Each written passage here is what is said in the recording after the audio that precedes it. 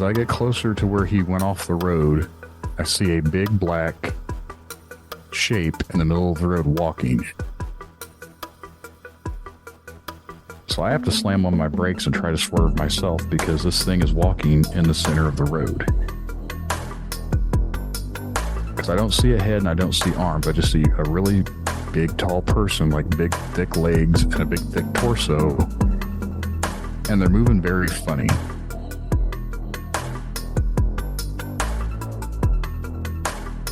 But to be honest, I wish I had have seen some of her vulnerability. I wish I'd have seen her in that space so that I would have language.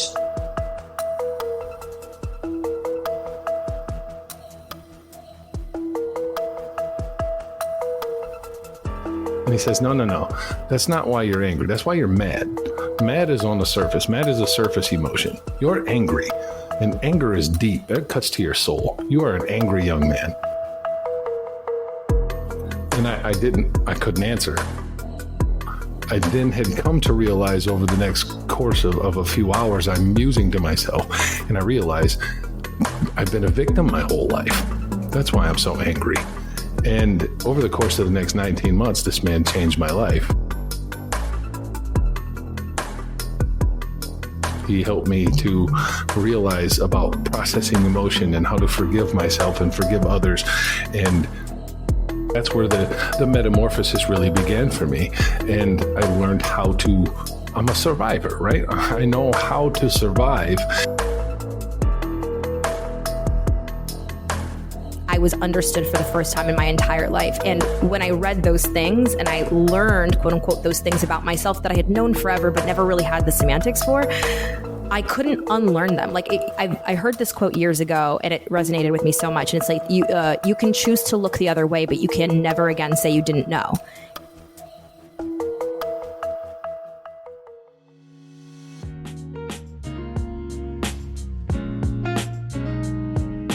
Hello, friends. Welcome back. Today I have author Nicholas Pearson. He's been immersed in all aspects of the mineral kingdom for 30 years. As one of the leading voices in crystal magic and healing today, Nicholas offers a unique blend of science and spirituality, alongside a grounded, practical approach to working with stones. He's an internationally renowned speaker and the award-winning author of 9 books, including Crystal Basics, Stones of the Goddess, Crystals for Psychic Self-Defense. You can find him online at theluminouspearl.com and on Instagram. He has an amazing spiritual and healing community, and I want to welcome Nicholas to the show. Hello, welcome everyone. Today I have Nicholas Pearson on. So excited to have Nicholas here. Welcome to the Verbal Echo. Well, thank you so much for having me. I've been looking forward to our conversation. Yes, I have been following you for quite a while, and I recently had Benjamin Stimson on, and I just released his episode today. Really fascinating. And, come to find out, you two know each other. And so I was really honored to be able to connect with you and bring this information to my listeners. We're going to talk all about crystals, and you have a new book coming out. And so I guess my first question is, how did you fall into this space? Well, thank you so much for having me. I've been a lifelong mineral nerd. I was the very stereotypical small child whose pockets were always lined with rocks. It didn't really matter where we went. If I found something intriguing to me, something that spoke to me on this really visceral level, it came home with me. So, real exotic locations like family vacations to the mountains, or our, weekly treks to the beach during summertime, or, the especially rare and precious stones you find in gravel driveways and grocery store parking lots. Those are like my favorites. And I was pretty discerning. It wasn't every rock. Something had to be special about it. And my grandfather, I guess, having witnessed this behavior for years and years and years, finally gave me my very first proper mineral specimen. It was a piece of quartz I later discover comes from Hot Springs, Arkansas. around the same time, I just fell in love with my grandmother's like vintage turquoise jewelry collection, and just the world of gemstones drew me in. And, it was like touching something straight out of a fairy tale. I've always been a lover of folklore and fairy tales and mythology. And here was something that felt really tangible as an extension of myth and legend. It was a real life object imbued with magic to me. And then I just kind of pursued that the best you can until you have agency of your own and can like spend your own money and buy your own things. But by the time I, could spend my hard-earned cash in the bookstore, I discovered there was this practice of crystal healing that people still engaged with. It wasn't just something from folklore. It wasn't something that you read about in ethnographies. It wasn't just, a piece of mythology. It was a real living, breathing practice. And it became a place where I could take my folkloric interests as well as my scientific interests and kind of put them together. And I'm really lucky that when I went away to college to study music, I was allegedly randomly assigned to work at the Earth Science Museum on campus. I didn't even know it existed. I chose this university for its really prestigious music school. And, it turns out that my work assignment is to like be up close and personal with a historic collection of over 50,000 specimens. One of the largest collections in the southeastern United States. So it was just a great time to immerse myself in the scientific side of mineralogy and geology and other earth and environmental sciences, and start to find these emerging trends in the energies that I was experiencing and the folklores that I read. And I've really never looked back. It's been this really deep part of my practice ever since. That's interesting that you found your way through music. And I think that we fall into these things through other avenues, and maybe that's just our path. And that's really cool. Yeah. I know I found my way through a lot of spirituality with things that you would never like, how did I get here? And it's just so weird. Yeah. I have had the honor of coming to some of your online Reiki shares. And those were so fun. And I know that you have a lot of offerings that you participate in just in your whole healing practice. And being a light worker, I think, is just kind of a large umbrella to put you in, if I could even. And so I was wondering if you could tell us about some of the other things that you do in the healing space. Absolutely. So in spring of 2004, I began my teaching practice at probably an age that was too young to teach people anything about life, but I could sure teach people about rocks and energy. And that led me over the next couple of years to kind of broaden my internal focus, like what I wanted to learn and study and practice began to expand beyond just the world of crystals. And Reiki was this really like catalytic moment for me. I suppose I've always had a love of Japan, its language, its culture, its history. I don't really know where that comes from. I just like it. And then to find this healing practice that stems from early 20th century Japan, and to like meet a teacher I really clicked with, herself half Japanese, spent the first part of her life over there. It really imparted me a profound love and appreciation for the practice of Reiki, of Usui Reiki Ryoho, as it's traditionally called. And I've made a very long and ongoing study. Even though I teach the system, I'm still perennially a student. I'm still learning that from other perspectives and other lineages, tracing common threads. And so a big part of what I do when I work with the public are my monthly online Reiki shares that I do, free or sliding scale. I teach Reiki classes across the US, and occasionally speak at conferences. I'm also a big proponent of flower essence therapy. When I went away to school, it's a really uncertain time in a lot of people's lives to have to be something that passes for a functional adult. I don't think we have enough grooves in our brain to really be called grown-ups yet, but we have to at least cosplay as them. And those big stresses in life and those big changes and trying to figure out your identity and what you want to do with the rest of your life is a lot to ask of a teenager. And I think like a lot of teenagers, some kind of latent patterns in my life came to a head.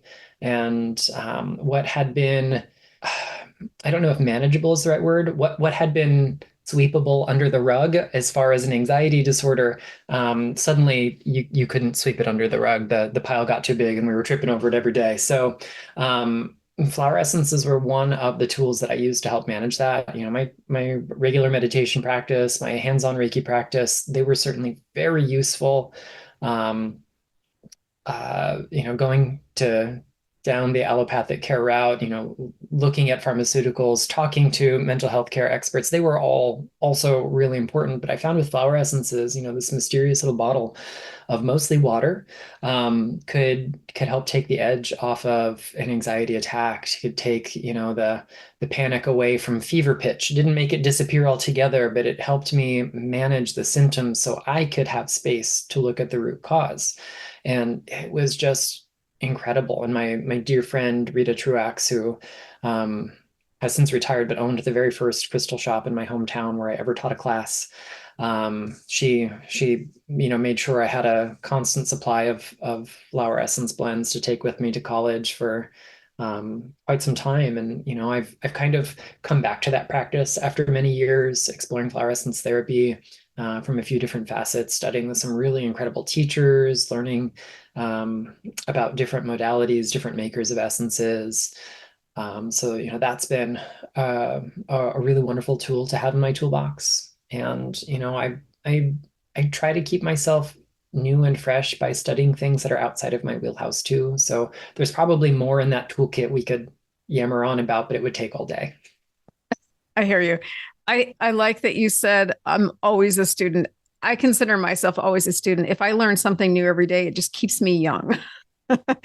And I am wondering, now I have to get your book on flower essences. And it's called Flower Essences from the Witch's Garden, right? Yeah. And yeah.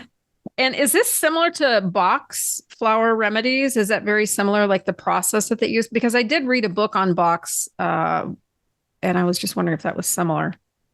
Yeah. So Edward Bach, or Edward Bach, depending on who you ask, is the founder of like our modern idea of flower essence therapy.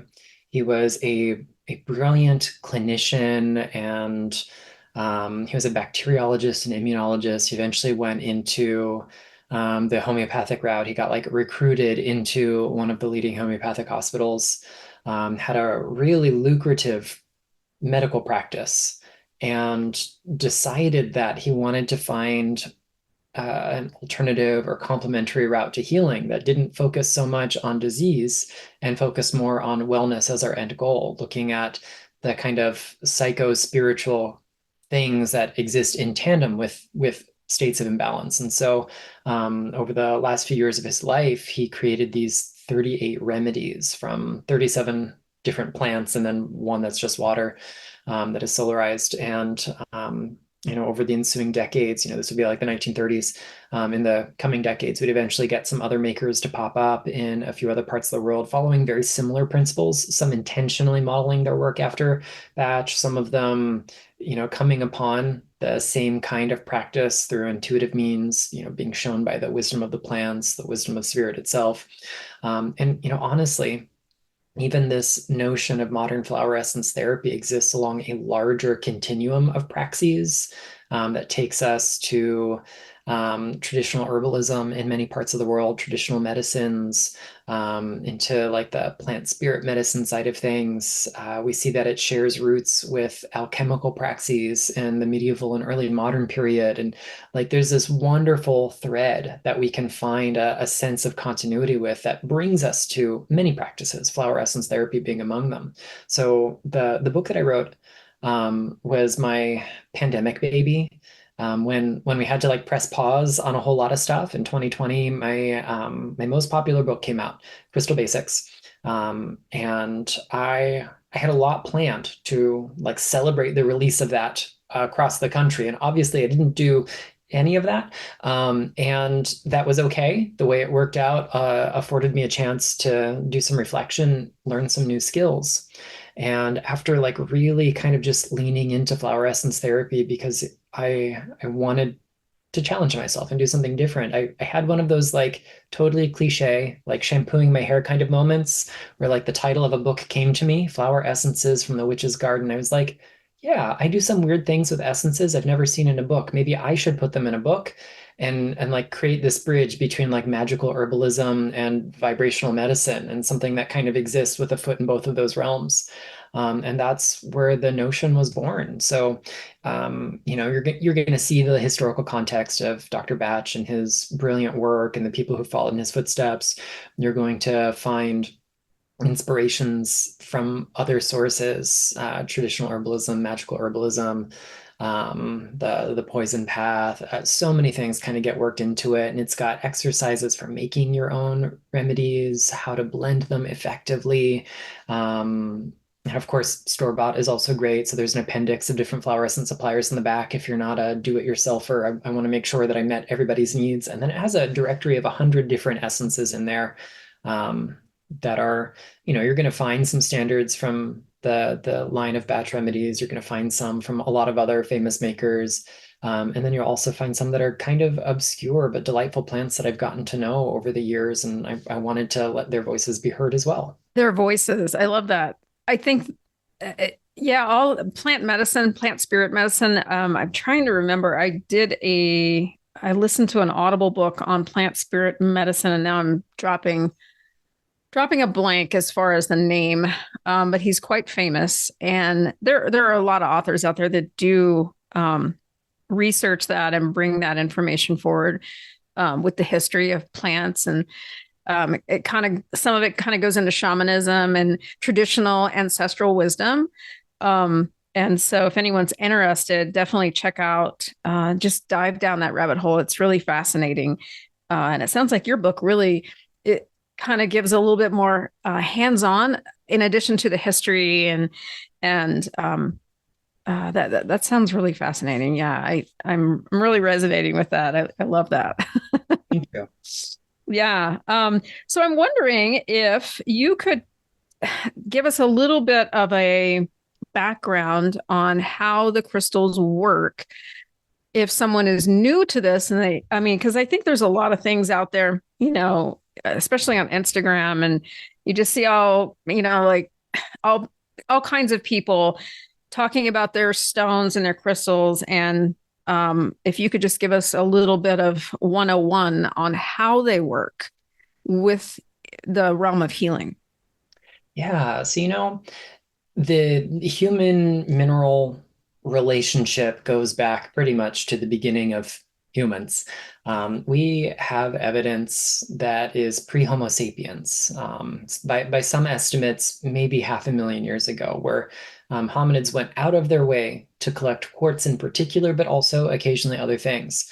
And what exactly they did with them in a very specific kind of sense, I can't presume to know. We can't reconstruct belief systems and healing modalities and religious praxis after this much time has elapsed with so little material evidence. But it does go to show that there really is nothing new under the sun. And in this huge expanse of time from far, far, far before recorded history to today, there have been a lot of theories and a lot of different models for how stones work. Some of them are very simplistic and focus on things like symbolism, metaphor, color therapy. Others are very spirit-driven. Some use like astrological models, which we still find in some practices, like in the Vedic kind of gem therapy that's in use today. It has been for a very long time, which is driven by like Vedic astrology or Jyotish. And then, we also have ideas that are rooted in the observable phenomena of rocks and minerals. So there's this notion called the doctrine of signatures, which is really important in traditional herbalism, but it also applies to other realms of healing. And particularly in like the medieval lapidary tradition, the tradition where folks wrote these like dictionaries of healing stones, for lack of a better way to describe it. This doctrine of signatures was like very simplistic and very metaphorical. But over time, from like a generation or so before me into today, we see people applying similar principles to things like the chemical composition, the crystal structure, the formation process, to find the symbolism encoded and these things that are, related to the material body, the kind of immutable principles. Quartz is always the same chemical formula. It always has the same crystal structure. It generally occurs in the same kinds of environments, geologically speaking. So if we start to decode the meaning of those things, if we start to observe cause and effect and finding that like common thread, all of these things that are rich in zinc tend to have this kind of energy, or minerals that contain lots of iron have this kind of energy, or minerals that belong to the triclinic crystal system have a kind of energetic personality to them that's similar in this way. We can start to decode what crystals do. And that has led me to a model that I use for explaining how crystal energy works, wherein we look at some really basic interactions that crystals have with energy on several levels, and use that as like a model for explaining how subtle energy, which we can't measure, that's why we call it subtle energy, how it must also interface with crystals and with us. And in this kind of model, because crystals have this really perfectly organized structure, all of the little parts and pieces fit together in the same kind of fundamental shape, which we call a unit cell, and that repeats over and over again to fill all the available space. So if we have this perfect, rhythmic, coherent structure, it's going to cause energies to respond to it in perfected and coherent ways. And our systems are anything but coherent. I mean, if you think about it, your eyeballs are made out of different stuff than your bones, and that's a good thing. We need them to be. The electromagnetic pulses of your heart and brain don't always sync up, and they are different to other cells in your body as well. So, we create this kind of cacophony of vibrations as a result of all of these different parts and processes working, often together, but sometimes antagonistically. Throw in our thoughts, emotions, and feelings and other stuff, and it gets a little murkier. So the magic here is that crystals have this precision to them. And so when we introduce a crystal to our energy field, it helps organize our energy field to be similarly precise, to vibrate inharmonically, we might say, to resonate harmoniously or in sympathy with the energy of that stone. And that creates these kinds of ripple effects that we call entrainment, where our energy field and that of the crystal begin to synchronize over time. We have plenty of rigorous and robust studies that show coherence in the human energy field, particularly heart-brain coherence, is a hallmark of health. Not every scientist out there will make a statement about causality, that those two things happening together create health, but certainly we see them coexisting. They correlate really strongly. And if we can affect changes at the electromagnetic level, we begin to see changes in things like mood, perception, mental affect. In other words, how we think and feel. How we think and feel changes a lot of other things that happen on a very physical, visceral kind of way when it comes to chemical transmitters and electrical impulses that cascade through the body and begin to shape our metabolism and catabolism and other forces in the body. So there is a possible pathway whereby energy begins to supersede our pathology. Can we prove this with a peer-reviewed study? Not yet. I would love to see it. It hasn't been done yet. There's some anecdotal studies that have been published, some of which by clinicians, just not in peer-reviewed journals yet. And I'm hopeful that maybe we'll start to see some like really viable ways for working with crystals in that clinical field at some point in the future. And that's the problem with science. And I love science. And definitely anyone, please get your information from peer review. Don't always, like the internet is not always 100% true.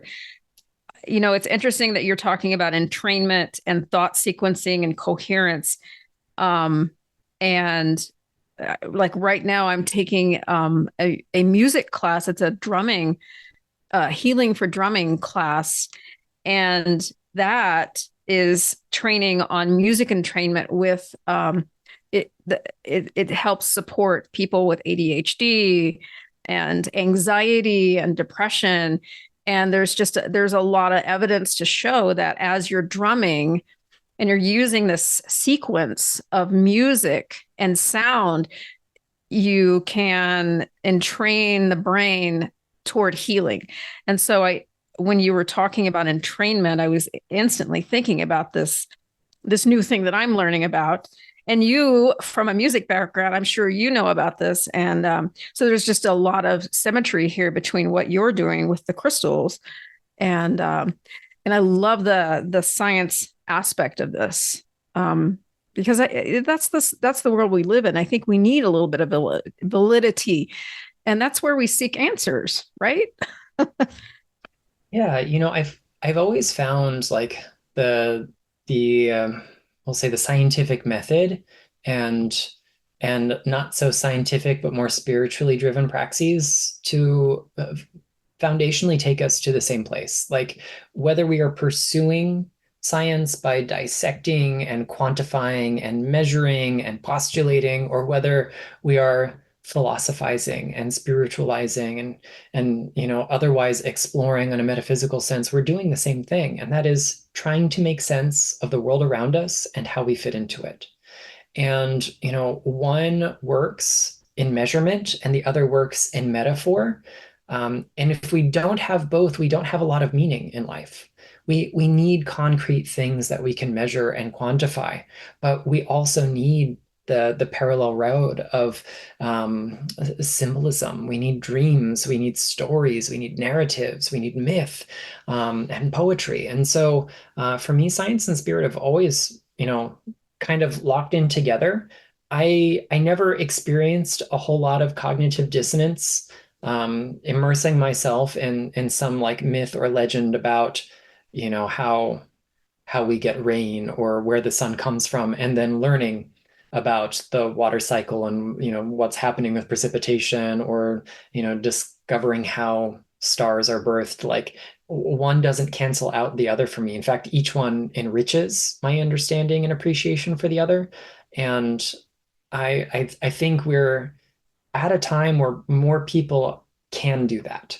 It doesn't have to be only this or only that. We're getting a lot more interplay where people have space to learn things that, might occasionally burst a bubble. But if we focus on metaphor versus truth, if we think of things as being poetically true rather than factually true, then we can have our fact and our poetry at the same time. So well said. So well said. And, I'm really resonating with what you're saying. So well said, as far as, and I'm sure any of your books really dive into this. If you could think of something that you would like to dispel, I know there are probably a lot of non-truths out there regarding stones and crystals. And is there something that you would like to kind of say, hey, there's a lot of misinformation about this one thing, and if you could clear something up, what would it be? Oh gosh, it's a long list. So okay, pick one. This is one of the things that I love doing. Not because I love bursting bubbles, but because I love like understanding how and why things work. So let's pick like a really easy tool that people use to relate to their crystals, and like break it down to show that it's maybe not the end all and the be all. And for me, that is the relationship between crystals and color and chakras. And we start to think of this kind of like immutable relationship. Blue crystals are for the throat chakra. We use them for communication. And yellow crystals are for the solar plexus and therefore maybe confidence. And we kind of leave it at that. But there are a few glaring holes in this model. Firstly, I want to start by saying, if it works for you, I'm not telling you not to do it. That's the big one. But secondly, I also want to point out that it's a small piece of the puzzle when it comes to crystal energy. So if we look at something like amethyst is, functionally speaking, almost pure quartz. And quartz in its ideal state, no imperfections, is colorless. If I took a 1 foot cube of clear quartz and wanted to turn it into amethyst, the amount of chemical difference between them is a very small amount of iron, a few stray ions of it here or there. In that 1 foot cube, you need not more iron than you're going to find in the tip of a ballpoint pen. So they're almost identical. Chemically, they're more or less identical. Structurally, there's some twinning involved, but we won't get into that. So why is it we perceive such a big difference energetically and socially and symbolically when one is violet and one is transparent? And I think it is just that. It is social, it is cultural, it is psychological. A certain amount of it is vibrational, but maybe not as much as we attribute to it. I had a really important mentor in the world of crystal healing who's since retired, and she literally became at one point in her life, one of her many hats she wore was like receptionist or something along those lines for a physicist. And so she'd have to like type up all these reports. So like every single week she'd get private physics lessons to be able to understand what she was typing up to make sure the end result was coherent.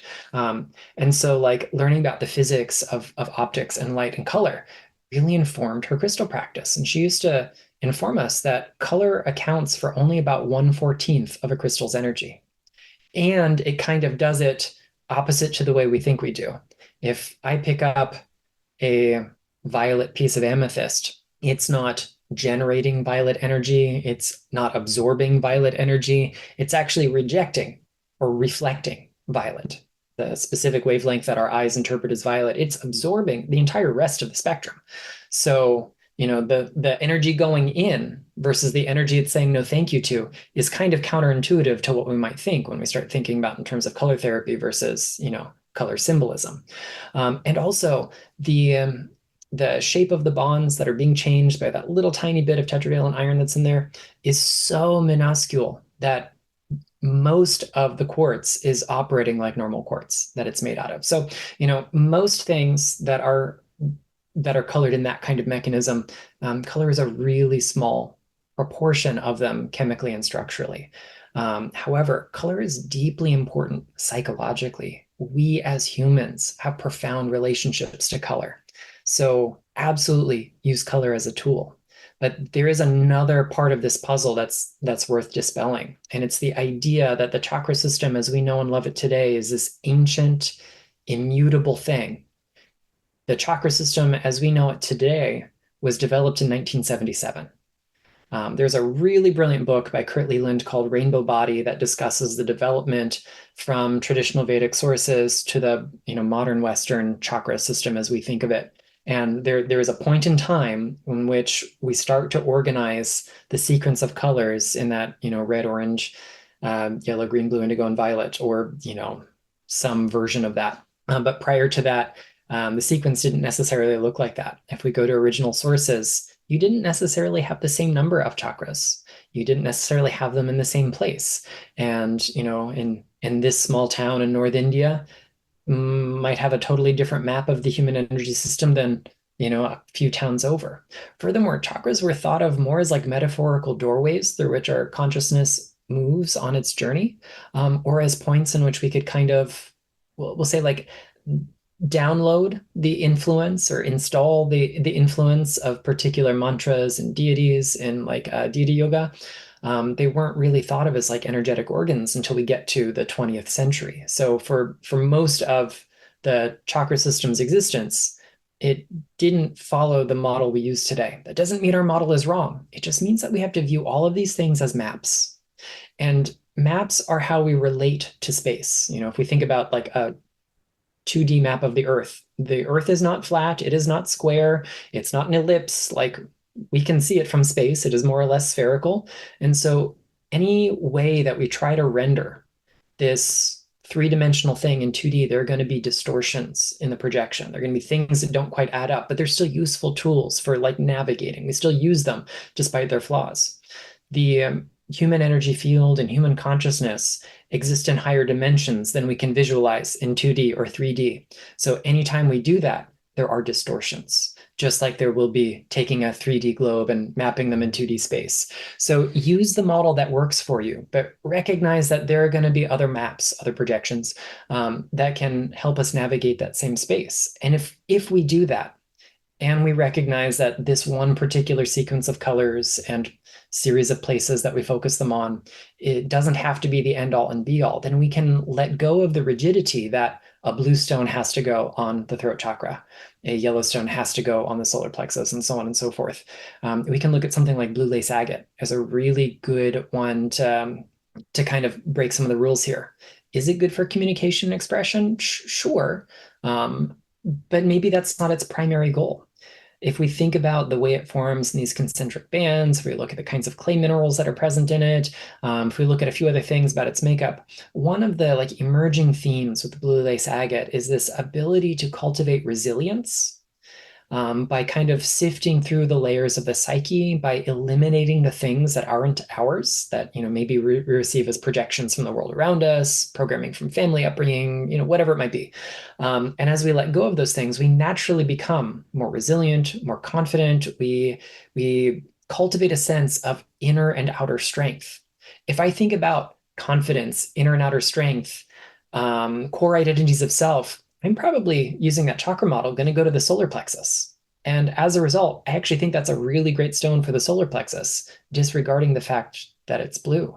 We could also maybe look at something like lapis lazuli, that really rich blue color. Some people want to put it the throat. Some people want to use the brow chakra. And, truthfully, I don't think it's a singular zone. I think the fundamental action that I've witnessed over and over again from working with lapis lazuli is harmonizing our heart and mind, getting our psyche as a whole out of this kind of like fractured state where it's in separate boxes, and bringing it into this state of like integral wholeness, where heart and mind are, one whole continuum. And the natural expression of that is self-mastery. It's resolving inner conflict. If we resolve inner conflict, we become better mediators of outer conflict. So of course, you're going to communicate better, but that's not its goal. That's the side effect. And so when we start to really think about, how is this crystal generating this influence in my life? What is the underlying mechanism?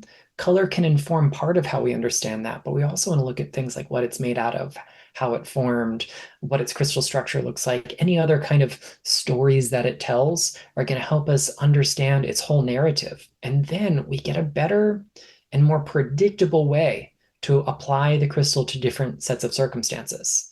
If I take the same piece of lapis lazuli and apply it to my life, the surface level end result looks different than someone else's, because we have different psyches, different sets of baggage. We got different inner blockages, outer blockages. So the same mechanism applied to two different sets of circumstances can sometimes give us different end goals. And if we work on this reductive crystal color chakra correspondence model, we sometimes get things that are outliers we can't explain. And a lot of people go, oh, well, it must be all made up and none of it matters, so I just won't do it anymore. When in fact, they've discovered that the relationship is far more deeply personal than that. That is such a great explanation. Thank you for sharing that. I think it's interesting, of a little synchronicity that you mentioned lapis. And that's one of my favorite stones, and one that I started wearing and noticing such a deep connection when I was wearing it. So there's a little synchronicity. So I almost wore it today. It's one of my favorites. As far as let's just say shopping, if you want to dip your toes into this and you want to source some good quality stones, and also one quick question, do you refer to them as stones or crystals or both? So as far as terminology goes, there are specific definitions attached to a lot of these words. I say that not to worry about whether or not we're getting it right, but mostly to remind people that what things mean colloquially doesn't always equate to what they mean in academic or scientific sense. So, not all the things we use in crystal healing are technically crystals. A crystal is usually solid substance that has a regular composition and a repeating symmetrical structure. So any of those crystals that are naturally occurring and inorganic, we call minerals. So quartz is a mineral, calcite is a mineral, hematite is a mineral, phenakite is a mineral, and so on and so forth. When minerals come together, they become the building blocks of rocks. So some of our favorite so-called crystals in healing are actually rocks. Nephrite and jadeite, lapis lazuli, there, long list there. And then further, we've got things that don't exactly fit these categories perfectly. So we might consider them to be mineraloids. Maybe they're organic in nature. Maybe they lack a rigorous, coherent structure. Maybe there's some other reason. So stuff like amber, jet, obsidian, opal, moldavite, we would consider those mineraloids, and therefore they don't quite fit into one of those categories. But the great news is that whatever term you're using, I mean, anybody who really matters isn't going to correct you. So I'm definitely not going to be the person to knock on your door and say, well, according to the International Mineralogical Association, the names, nomenclature, and new mineral species, that's not the right word. I'm never going to do that to someone. So call them rocks, call them crystals, call them stones. Right. Oh, yes. Well, and if someone wanted to purchase some, I live close to Moab and Utah. And when I go down there to go camping, there's this amazing rock shop. And I know some of my local Colorado people probably have been there. And so like right as you're either coming into town or leaving town, it's kind of right there off the highway and it's always packed. And I love going in there. And it's just a traditional rock and gemstone and it's so cool. Like they have like the outdoor tables with piles of different things that they've mined and brought in locally. And then of course some international things. And then I go in there and I'm lost for an hour and a half and I come out with, little bags of this and that. And I always find some cool things. So that's one way certainly of shopping. If you live near an area where you can visit your local gem and rock shop. And then also and I'm kind of hesitant to buy things online for some reason, because I don't know, am I getting something that's real? What can we look out for as consumers to get real things? There's so many fake things out there. Yes, but I think the conversation it's easy to become alarmist because of a few notable examples. There's lots of fake moldavite on the market, but like there's been lots of fake moldavite on the market for 20 years now. It certainly increased in 2020, but it's been there for a while. Absolutely, you're going to find things being sold as reconstituted quartz that are in fact just glass. There's no such thing as reconstituted quartz. It is just a fancy marketing ploy to sell you regular glass for more money. No, it is probably not pure quartz because most glass is not pure quartz. Unless you get the really expensive fused silica glass, in which case, like we use that for optical technology, not for making cute little trinkets.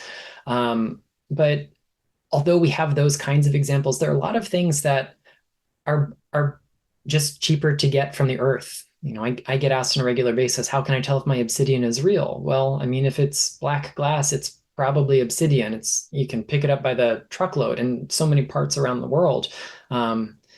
That it's easy to get, whereas making glass that shade of black is hard. It would cost more to produce the same end result with an artificially colored man-made black glass than just to pick up a piece of obsidian somewhere in the world and ship it somewhere else and have the lapidary work done. So the things that we need to do to be informed consumers are to research what a few important terms mean. So artificial or simulated stones are things that only look like their counterparts. So like opalite resembles opal, but it doesn't share any, physical, optical, chemical, structural principles with it. Then we have synthetic. So that would be like quartz that is grown in a laboratory, not quartz that is melted down, but actual crystals of quartz grown in a laboratory, or like our synthetic gemstones we find in, the jewelry trade. We can also look at things that are treated. So treated gems fall under a lot of categories. Some treatments are really subtle and may improve the aesthetic value and how much you care about something. A ruby that is heat treated is far more likely to be an intense, rich red color than one that isn't. Same with our, deep blue sapphires. Some things like low quality amethyst can be heat treated to look like low quality citrine, which is in far less abundant supply. Other treatments can include irradiation and dyeing and stabilization, where things get impregnated with like polymers and waxes and other things, fillers essentially, to keep them stable so they don't fall apart to be polished. A vast majority of natural turquoise undergoes a process of stabilization so it can be cut and polished into jewelry. A very small percentage of natural turquoise has a high enough silica content that it can withstand that, and therefore doesn't need this stabilization. We can look at things that are, coated in epoxy or treated with really superficial kinds of things. In the traditional gemstone industry, we have like metal diffusion and other kinds of like really hard to identify treatments that, unless you have the right equipment or you're willing to cut some stuff open, it can be hard to see what's going on. So as like a newbie consumer or someone kind of inexperienced, there are a few questions that you can ask that don't sound accusatory, like, is this stuff even real? Not a great question. That's going to put your crystal vendors on defensive, and you're likely to have some missed moments of connection here. It's a really good thing that we can practice asking or looking for is provenance. Where does this material come from? If you know that you're looking at something like ophidic dolerite, better known as Preseli bluestone, and it's only found in Mynydde Preseli in Pembrokeshire, Wales, and you see something that looks a lot like it and is labeled that, and something looks off, and you say, hey, do you know the provenance? And someone goes, oh yeah, this is a new material from India. Well, it's not Preseli bluestone because that only comes from Mynydde Preseli. Same for other things that have like really recognizable locations. So provenance is great. Another thing we can do is just ask, do you know of any treatments that might have been applied to this rock, this mineral, this crystal? Remember that polishing is a treatment, technically. So be willing to have really open-ended conversations and be willing to learn. And that's a great one, because they go, oh, actually, yeah, this is heat-treated citrine. If you're looking for the natural material, I do have some of that. It's a little more expensive, but it's right over here. And they'll take you to that area instead. Or, yeah, so this shade of blue and turquoise is pretty much always created through irradiation. We don't often have access to a really intensely blue topaz in jewelry form. I have some rough blue topaz that I can show you somewhere else that is natural if you like. And, ask those kinds of questions, because then, we're not getting into that offensive, defensive kind of relationship, and we open up the floor for education. I think most people are willing to share what they know. We also have to remember that our crystal vendors are doing the best. We hope that our crystal vendors are doing the best they can with the tools they've got. And some folks just don't have the mineral science background or the gemological background to know this kind of stuff. So they're trusting someone else's word. That doesn't mean they're bad people. Doesn't mean they're good people. It just means they're people. So, be willing to learn and grow. And then one bit of homework that I will give people, if they're really concerned with trying to know the difference between treated and natural and synthetic and simulated, is go look for the fake stuff. Go out of your way to find it. Ideally in person, as often as you can. Go to big trade shows and look for, the terrible fluorescent yellow jade that is poured resin. Go look for the so-called reconstituted amber that's mostly plastic with little bits of natural amber embedded in it. Go look for hydrothermally grown synthetic quartz and all this kind of stuff, because the more you see it, the more you handle it, you're going to be able to compare that to what you see elsewhere in the field. Conversely, go look for the really, really good stuff that maybe is out of your budget, that is entirely natural, and see if you can build this like mental lexicon. Notice the relative weight and color and texture and all that other stuff. There is a saying in geology that the best geologist is the one who's seen the most rocks. It's not the one that has the degree from the best university or has the best lab equipment or the cushiest, best paying job, or who necessarily has been doing it the longest. It's the one who goes out to look for rocks in a museum, at a trade show, in your local rock and mineral store, out in the field. It doesn't matter. Just go see rocks. The more you see, the more experience you've got, the more you ask the intelligent kinds of questions, you're going to get so much more out of it. That's such a great answer to that question. Thank you for sharing that. If you are a consumer walking into a rock shop, do you do you think it's normal to like kind of tap into your intuition and just gravitate toward a stone that you might be interested in? Because I feel like when I walk into a rock shop, I'm kind of drawn that way, like because it is sort of overwhelming. You walk in and there are just thousands of stones everywhere, and it can be kind of overwhelming. And so what I find myself doing is, where do I want to walk? Where do I, what am I called to? And if I start handling a few things and I just kind of feel like sort of an energetic aligning, is that a way to kind of, because it can be overwhelming, I think. Yeah, there's so many ways that we can find the right tools for us, whether this is crystals or whatever else that we work with. Trusting our instincts is always the best place to get started. We can get prescriptive. We can consult with a book. That's why people like me write books like we write, so people have that resource. But at the end of the day, if you're looking at my pocket encyclopedia, for example, there's this much room on a page where I describe to you what a crystal does, and it has more story to tell than that. Just like if I had to reduce my life to that much on a page, I'm going to leave out some details. So when you're in the crystal stores, the best place to get started in the beginning is, what am I drawn to? What do I love? And what do I love about this? It can be the color. It can be the way it feels in your hand. It can be an inner knowing. It can be the way it catches the light. Don't try to get hung up on, oh, is it just because it's pretty? Just trust that you love what you love. In part because there is this kind of instinctual or intuitive connection that we often find with stones that represent the stuff that we're working on, or the particular we'll say chapter of healing in our lives. We might be drawn to such and such crystal as we need it. The other reason is, if you start with what you love, you're going to be more inclined to work with it. If you read in a book that blue apatite is exactly like, it just aligns with your situation best of all, and you take one look at it and you go, I just hate this shade of neon blue, like everything about it turns me off, then it turns out blue apatite isn't probably going to be something you look forward to working with every day, whether or not it sounds perfect on paper. So, start with what you love, because it'll help you build a habit, build a relationship. But there is a flip side to this. I always invite people to pay attention to the stones that give them the opposite response. Now, sometimes a stone just isn't for us. Sometimes you pick up a piece of hematite and you go, oh, no, never doing that again. Does that mean all hematite? Maybe. Does it mean just this one? Maybe. But, just note that. But every now and then, we pick up a stone and it's like, that feeling in the pit of your stomach just drops out and you're like, oh, this is super uncomfortable. Oftentimes, we will experience discomfort with crystals that reflect like a hidden part of our lives that we're working on healing, that reflect a part of our journey that we have yet to master. They represent an energy so far outside of our everyday experience that it feels alien to us because it's uncomfortable. And working with those crystals can help us integrate a deeper kind of healing. And over time, they start to feel a lot comfier.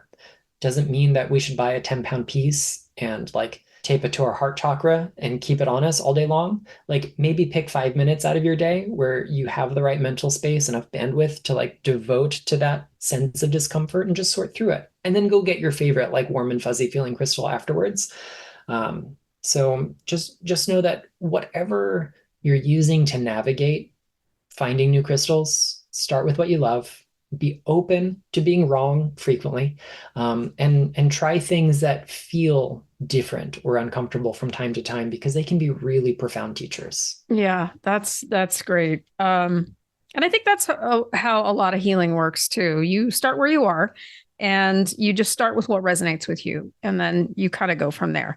And there's a reason that you're drawn to certain things. So I think that definitely aligns with stones and crystals.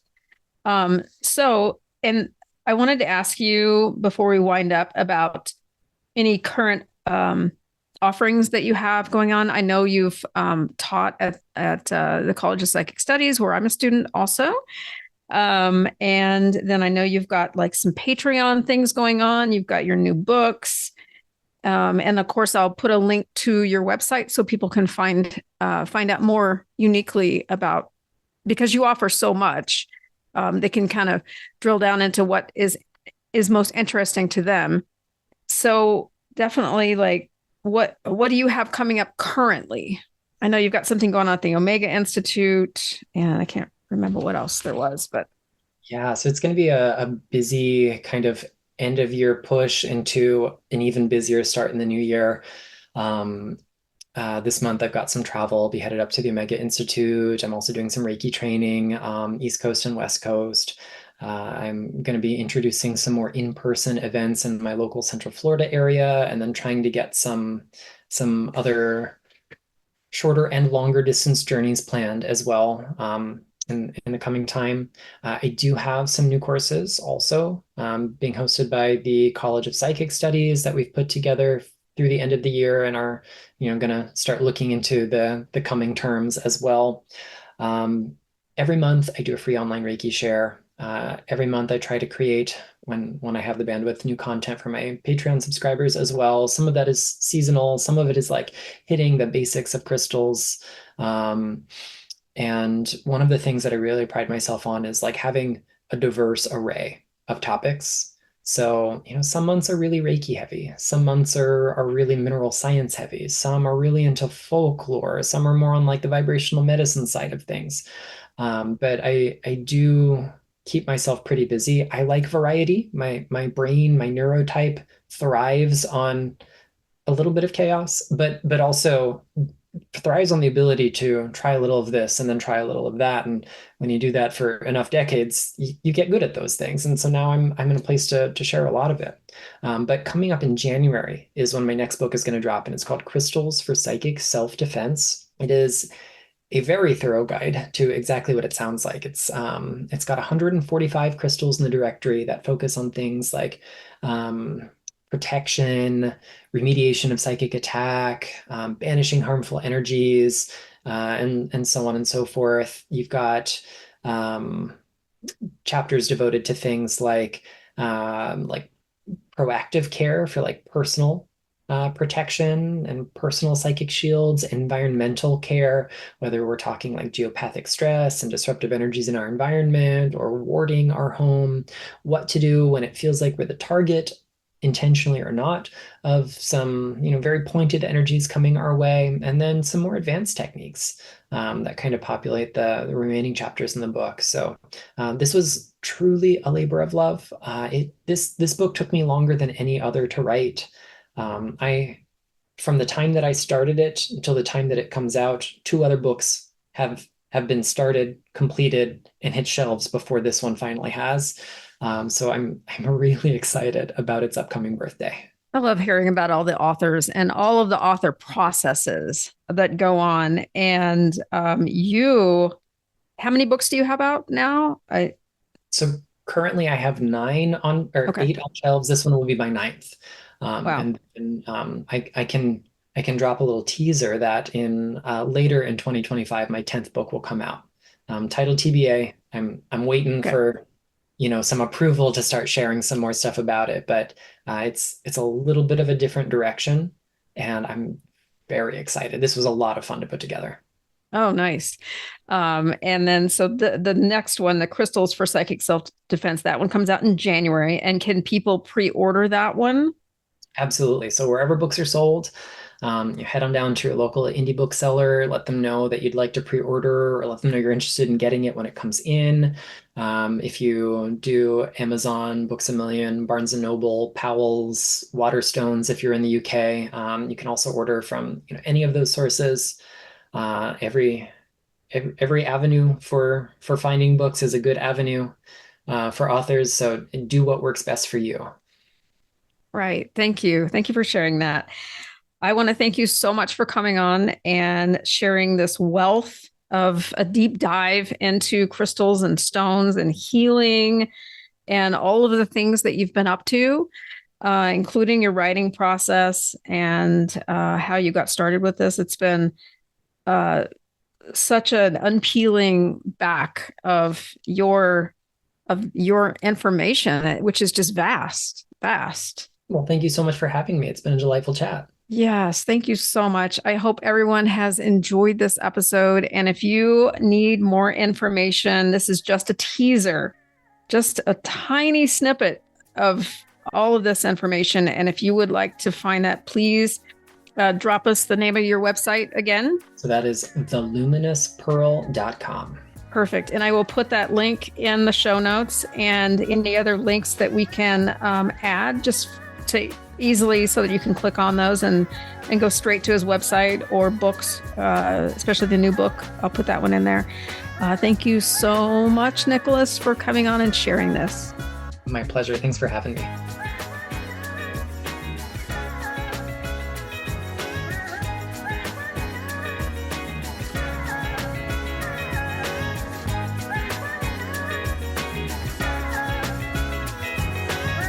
Hey, thanks for listening today to another great episode. I sure enjoy hearing about these experiences, and I hope you do also. Be sure and like or follow this show by leaving a 5-star review on Apple, Spotify, or wherever you listen. If you have an experience or story you'd like to share, be sure and reach out to verbalecho@gmail.com. See you in the next episode, friends. Have a great week.